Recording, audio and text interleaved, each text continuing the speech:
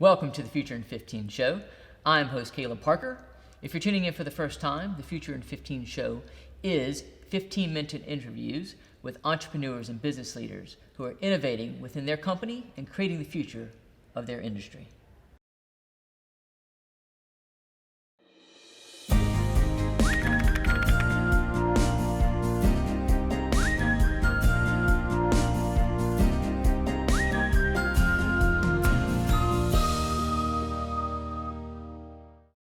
Welcome to the Future in 15 show. Today we are at etc.venues' brand new location, County Hall at Westminster Bridge. We're in the Thames Suite, which is very fitting because we're right on the Thames with amazing views of Big Ben. Today's guest is Alastair Stewart, who is the Managing Director of etc.venues. Alastair, welcome to the show. Thank you, Caleb. Love to hear about the innovation your team's doing to improve the delegate experience. Before we dive in, could you give us an elevator pitch on etc.venues for folks in the audience who may not know who Etcetra is? Well, etc.venues founded in 2006 by myself with some fellow investors.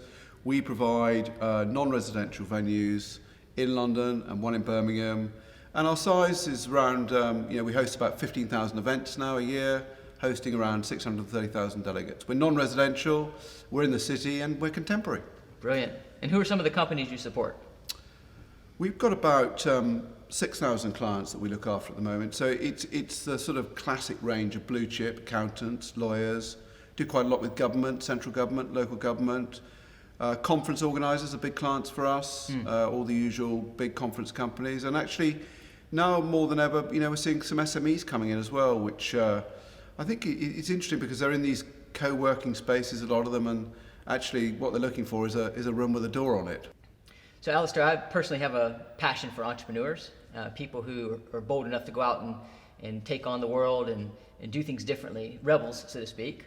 And I admire people like that, people like yourself. You've made a name for yourself for the last 10 years since founding the company.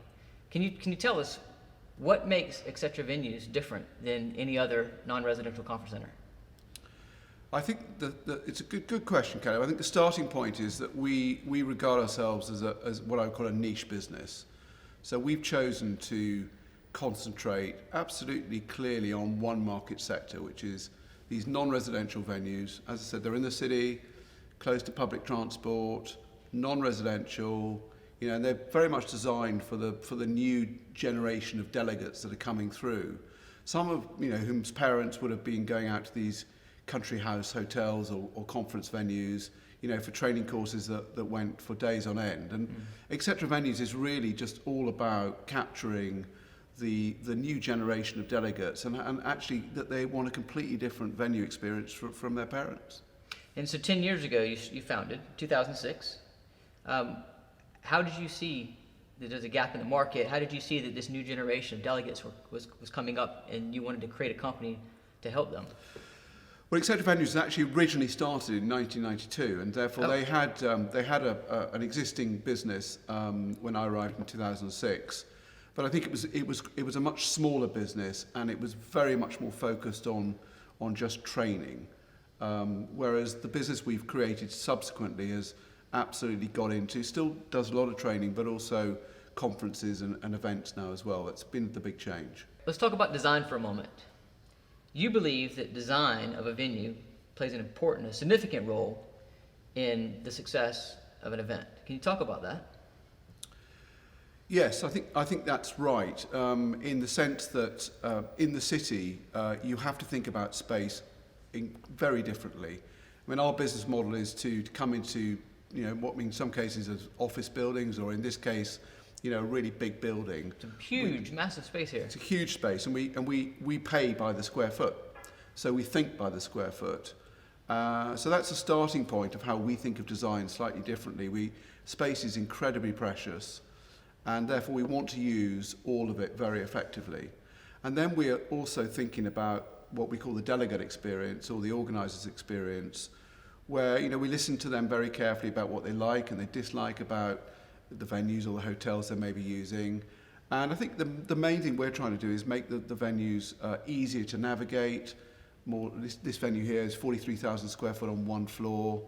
It's got incredible potential to be flexible for large numbers of people without potentially people going up and down stairs or going to basement areas, which is so often the case in hotels.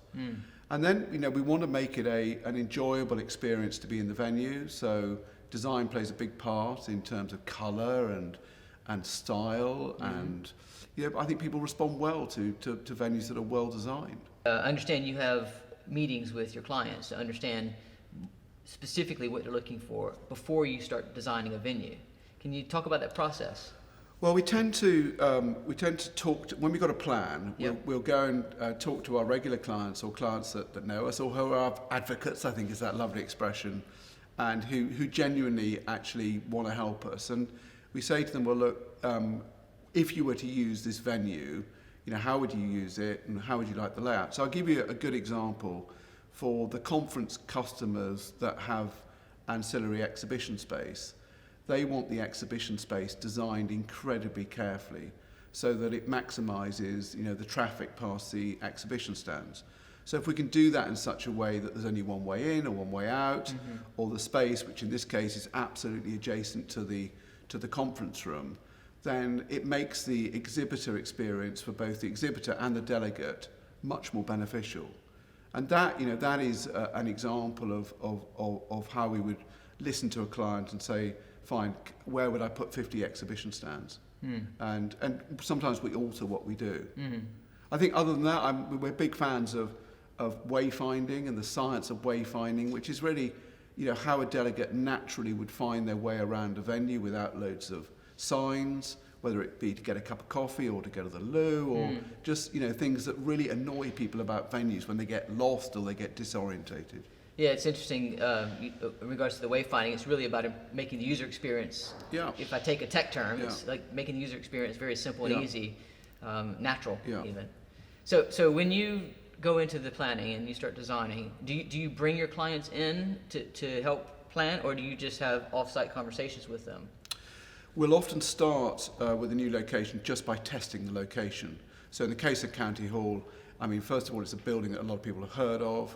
And we brought some clients just to the front door and then took them up to the building site and walked them around into the space that we're sitting in now, and just immediately got the sense of, do you think it's going to work? Now, really that's testing our own thesis of success. But, actually you get the most amazing reaction from clients if you engage them that early in the process. And they feel like they're a part of it. Yeah, we made several quite significant design changes here as a result of comments we got from those sort of site visits, just on the way the venue was laid out.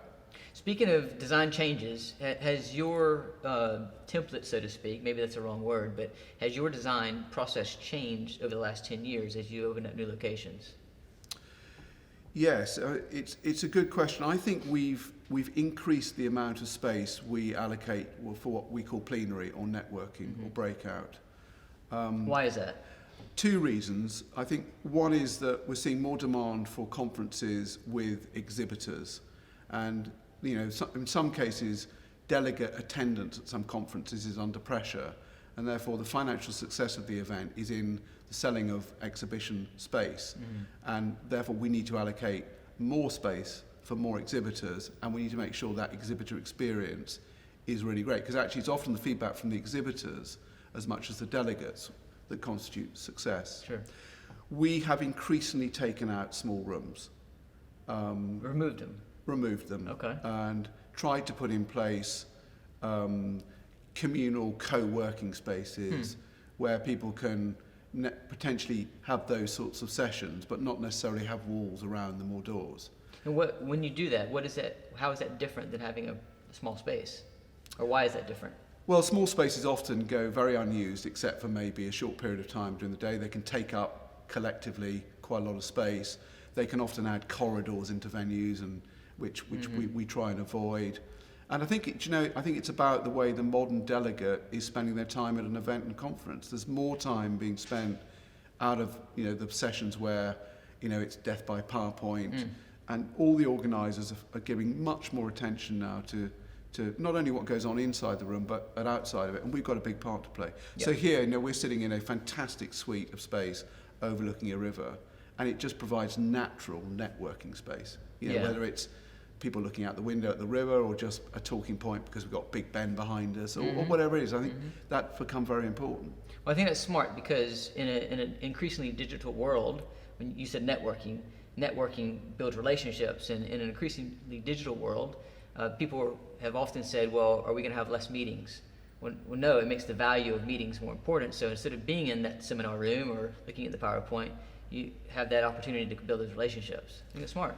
Yeah, and look, I think in the venue industry, we can do more to help networking. I really do. I think it's something that not everybody finds easy, but in some of our venues, we've now put these sort of co-working benches in next to a coffee point, next to the entrance. And if you observe how it works, often a delegate will arrive, they'll see the coffee machine, they grab a cup of coffee, they'll sit at a communal workbench. Next delegates arrive, they've naturally sat at the same bench, and then suddenly they're talking to each other. And we've helped, from a venue design perspective, facilitate some, the delegate who might be a bit nervous, maybe a bit shy, and what we do. And then equally, for breakouts after the event, if we can have good drinks reception spaces, and help work with event planners to actually help people meet more than the average of 6, which I'm told is, what the average delegate will do: meet 6 people, get stuck with someone, not know how to move on, all these small points that can make a difference.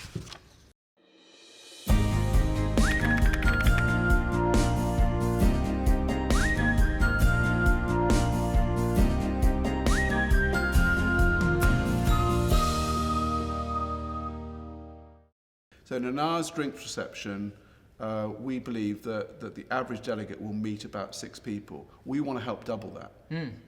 So it's a form of, we see some fantastic, almost speed dating styles of networking, but I'm critical of a lot of our clients of how little they do to help delegates network better. Etcetra.venues wants to be at the forefront of that sort of making that delegate experience better. That's what we're here for.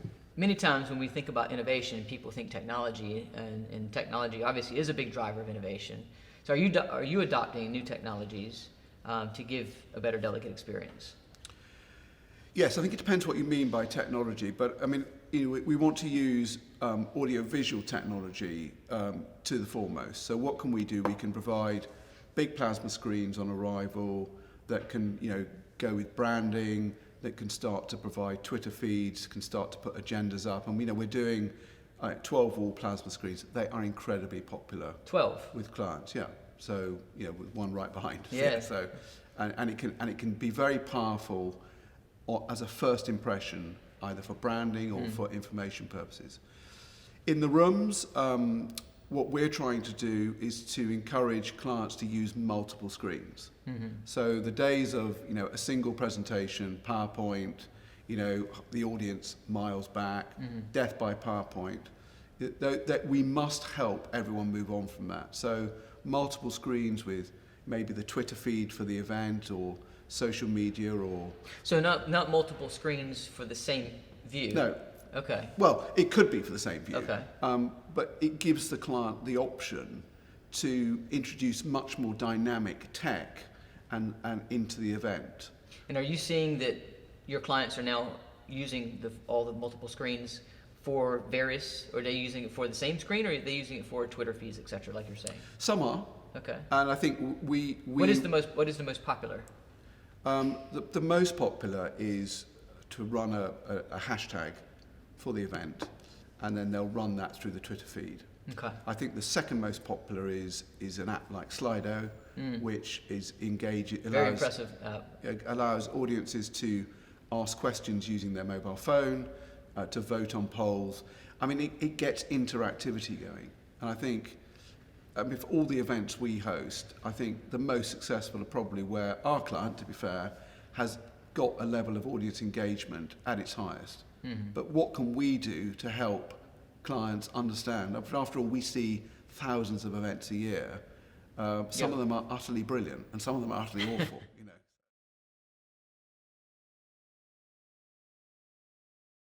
You must have loads of data on which ones are great and what technologies make the most sense and where provides the best delegate experience to create that engagement. Do you have, you mentioned Slido, are there any other apps that you can talk about?